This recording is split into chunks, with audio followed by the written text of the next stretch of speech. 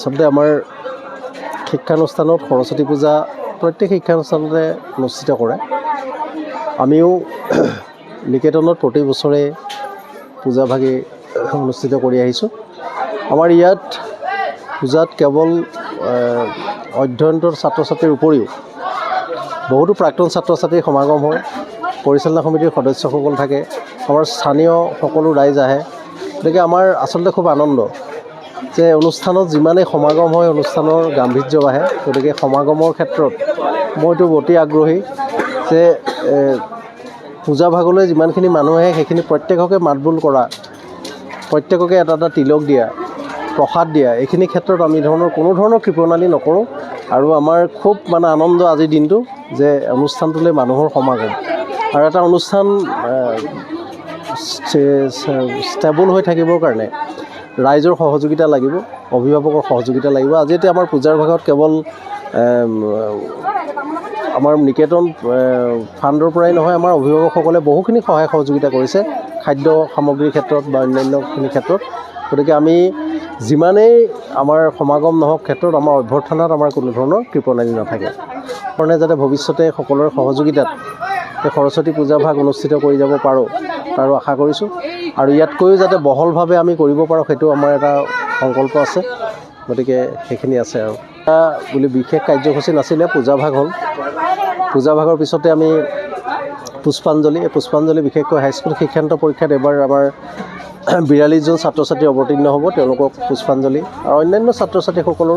তাৰপিছত অভ্যৰ্থনা, আমাৰ সকলোখিনি অভ্যৰ্থনাৰ ব্যৱস্থা চলি আছে। আৰু আজি পূজা ভাগ যিহেতু সোনকালে আৰম্ভ হৈছে আৰু সোনকালে শেষ হৈছে, গতিকে আমাৰ 3-4মান বজালৈকে অভ্যৰ্থনা চলি থাকিব। 1000ৰ ওপৰত অভ্যৰ্থনা হৈছে। হয়, আজি জ্ঞানৰ অধিষ্ঠাত্ৰী দেৱী শ্ৰী শ্ৰী সৰস্বতী দেৱীৰ তথা যাক আমি বাগদেৱী বা বীণাপাণি বুলিও কোৱা হয়, আজি সেই জ্ঞানৰ অধিষ্ঠাত্ৰী দেৱীৰ পূজা আমাৰ এই বৃহত্তৰ দেৰগাঁও অঞ্চলৰ ভিতৰত শিশু ভাৰতী উচ্চতৰ মাধ্যমিক বিদ্যালয়তো আয়োজন কৰিছোঁ। আমাৰ ইয়ালৈ আমি ৰাজহুৱাকৈ অনুষ্ঠান ভাগ পাতিছোঁ। সকলো অতিথিকে আমি নিমন্ত্ৰণ কৰিছোঁ। আমাৰ দেৰগাঁৱৰ সমস্ত দেৰগাঁওবাসী ৰাইজক আমি নিমন্ত্ৰণ জনাইছোঁ। সকলো আহি আমাক উৎসাহ উদ্দীপনা জনাইছে। লগতে আমাৰ এই বৈদিক কৰ্মত আমিও যিহেতু ঋগ্বেদৰ পৰাই এই বৈদিক কৰ্মভাগ আৰম্ভ হৈ আছে, গতিকে সেই বেদক স্বীকৃতি জনাই আমাৰ হিন্দু সমাজে আজি এই পূজাভাগত আমাৰ ৰাজহুৱাভাৱে সকলো ধৰ্মৰ লোকসকলে যিহেতু অংশগ্ৰহণ কৰিছে, তাত আমি সন্তোষিত হৈছোঁ। আৰু ৰাইজক আমি আজি সৰস্বতী পূজাৰ দিনা ছাত্ৰ ছাত্ৰীসকলৰ মংগল কামনা কৰিছোঁ। ইয়াৰ যোগেদি যাতে আমাৰ সমগ্ৰ অসম তথা পৃথিৱীৰে ছাত্ৰ ছাত্ৰীসকলৰ সুমংগল হওক তাকে কামনা কৰিছোঁ। অসমৰ সংবাদ জগতখনৰ বাবে এক সুখবৰ। নৰূপ নসাজেৰে প্ৰায় 30 বছৰীয়া অভিজ্ঞতা পুষ্ট সাপ্তাহিক কবচ পুনৰ এবাৰ ৰাজ্যৰ মাজলৈ।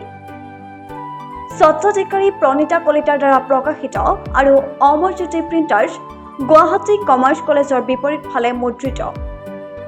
আমাৰ ঠিকনা মুখ্য কাৰ্যালয় অসম ফৰেষ্ট স্কুল, হৰি মন্দিৰ পথ, গুৱাহাটী। আৰু অস্থায়ী কাৰ্যালয় কলিতা মাৰ্কেট, বিজয়নগৰ, কামৰূপ, অসম।